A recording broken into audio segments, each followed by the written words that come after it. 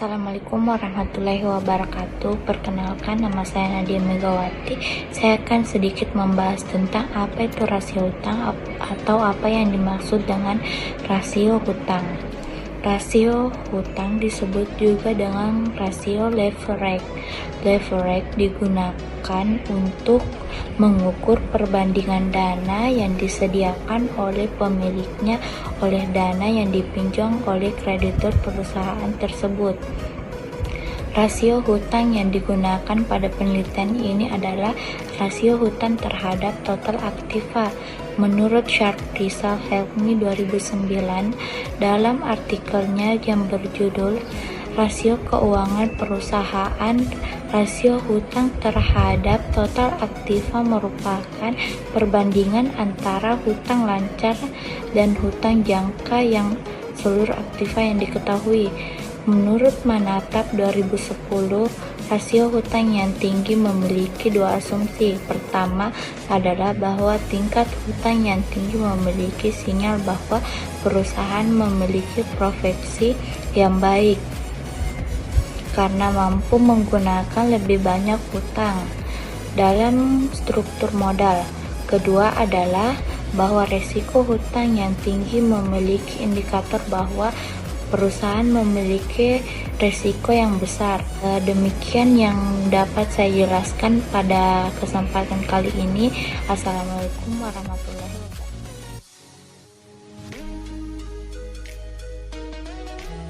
Pengertian hutang. Hutang adalah kewajiban yang dimiliki oleh perusahaan, baik bersifat jangka pendek maupun jangka panjang, yang diperoleh dari pihak lain.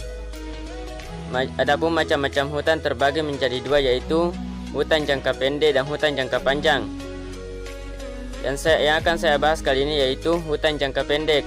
Hutang jangka pendek merupakan kewajiban perusahaan kepada pihak lain yang harus dipenuhi dalam jangka waktu yang normal, umumnya 1 tahun atau kurang dari 1 tahun semenjak neraca disusun. Yang termasuk hutang jangka pendek yaitu yang pertama, hutang dagang adalah semua pinjaman yang timbul karena pembelian barang-barang dagangan atau jasa kredit. Bagian B, wesel bayar adalah promes tertulis dari perusahaan untuk membayar sejumlah uang atau perintah pihak lain pada tanggal tertentu. Promes dapat diberikan kepada bank ketika perusahaan meminjam uang kepada kreditur untuk pembelian barang dagangan secara kredit. Bagian C atau yang ketiga, penghasilan yang ditangguhkan merupakan penghasilan yang sebenarnya belum menjadi hak dari perusahaan.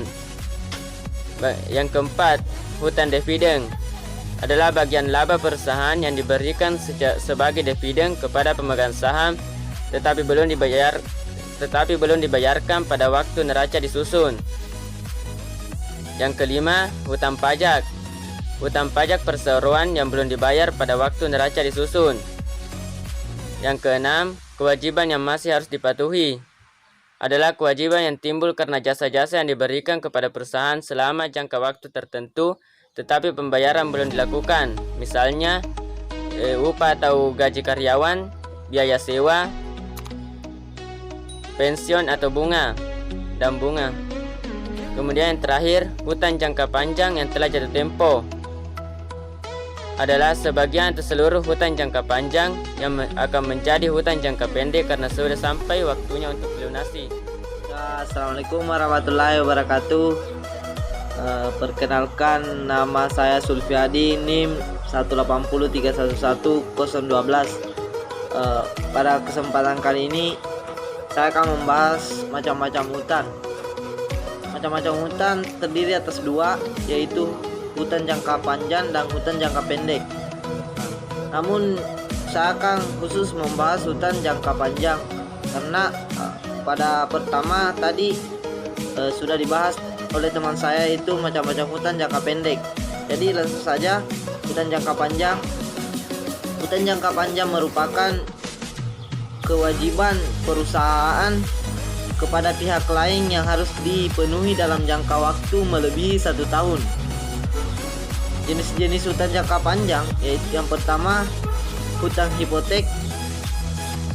Hutang hipotek adalah surat tanda berhutang dengan jangka waktu pembayaran melebihi 1 tahun. di mana pembayarannya dijamin dengan aktiva tertentu seperti misalnya tanah, bangunan. Yang kedua, hutang obligasi. Hutang obligasi adalah surat tanda berhutang yang dikeluarkan di bawah cap segel yang berisi kesanggupan membayar pokok pinjaman pada tanggal jatuh temponya dan membayar bunganya secara teratur pada setiap interval waktu tertentu yang telah disepakati. Selanjutnya yang ketiga, wesel bayar jangka panjang. Wesel bayar jangka panjang adalah wesel bayar di mana jangka waktu pembayarannya melebihi jangka waktu 1 tahun atau melebihi jangka waktu operasional normal. Sekian yang dapat saya sampaikan. Kurang lebihnya mohon dimaafkan. Assalamualaikum warahmatullahi wabarakatuh. Assalamualaikum warahmatullahi wabarakatuh. Di sini saya akan membahas tentang rumus rasio utang, di mana rasio utang atau debt ratio yaitu dengan membagikan total utang per total aset yang dimiliki oleh sebuah perusahaan. Nah, dapat dilihat di sini bahwa total rasio utang sama dengan total utang per total aset. Selanjutnya, utang atau kewajiban adalah kewajiban yang harus dibayarkan secara tunai dengan jangka waktu tertentu. Adapun aset atau aktiva adalah semua hak yang digunakan dalam operasional perusahaan itu sendiri. Nah, selanjutnya kita melangkah ke contoh.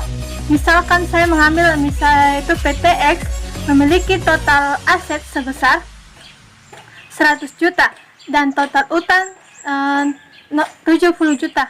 Jadi kita masukkan saja rasio utang sama dengan total utang per total aset, di mana 70 juta per 100 juta, yaitu hasilnya 0,7 kali. Nah, adapun penilaian dalam rasio utang, rasio utang atau debt ratio memiliki proporsi yang berbeda dalam ekuitas debt to equity rasionya. Nah, jika rasio utang kurang dari 0,5 kali, maka sebagian aset dibiayai oleh ekuitas, dan sedangkan rasio utang lebih dari 0,5 kali, maka sebagian aset perusahaan dibiayai oleh utang. Nah, akan tetapi setiap industri memiliki penilaian spesifik yang berbeda antara satu jenis industri dengan industri yang lainnya. Terima kasih.